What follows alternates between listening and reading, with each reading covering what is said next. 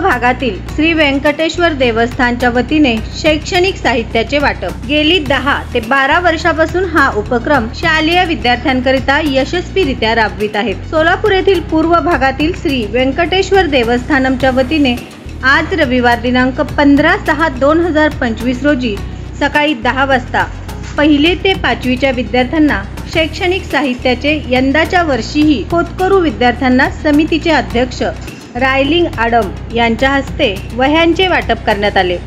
दाजीपेठ येथील श्री व्यंकटेश्वर देवस्थानमध्ये संपन्न झालेल्या या कार्यक्रमात मंदिराचे मुख्य पुजारी श्री गुणास्वामी यांच्या हस्ते वेद मंत्रोच्चारात वह्यांचे पूजन करण्यात आले।